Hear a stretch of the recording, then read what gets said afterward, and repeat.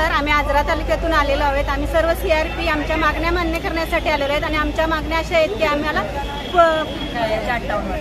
वयाच्या 58 वर्षावर पूर्ण कामगार म्हणून घ्यायचं आहे आणि आम्हाला पगार वाढ, ज्या अंगणवाडी सेविकांना जो पगार दर्जा आहे तो आम्हाला दर्जा मिळावा, याच्यासाठी आम्ही आलेलो आहे। मुख्यमंत्री आमच्या या लाडक्या बहिणींच्या सर्व इच्छा पूर्ण कराव्या अशी आमची अपेक्षा आहे।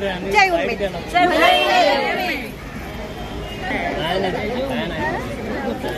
महाराष्ट्रातल्या ग्रामीण भागातल्या सर्व महिला उमेदच्या आज धडक मोर्चा घेऊन आझाद मैदानात इथं उभ्या आहेत।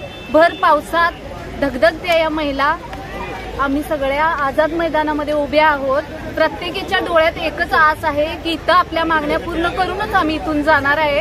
प्रत्येक जण इथं बसली आहे का तर आपल्या मागण्या पूर्ण पाहिजे आहेत तिला। तिकडे गावाकडे मुलं, घरचे सगळे किंवा ज्या आपल्या शेतीच्या लागणी आहेत त्या सगळ्या आम्ही सोडून इथं थांबलो आहोत साहेब।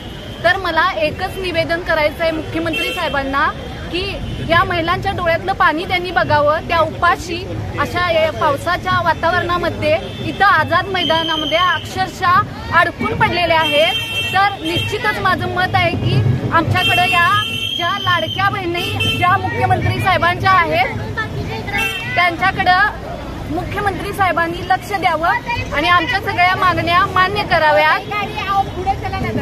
जय उमेद।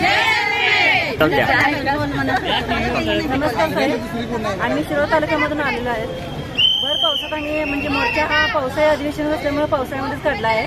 तरी आमच्या सगळ्यांच्या मागण्या सर्व केडर आणि तसंच ऑफिस स्टाफ सगळ्यांना कायमस्वरूपी एक वेगळा विभाग निर्माण करून द्यावा ही आमची अपेक्षा आहे। आणि आम्हाला 6,000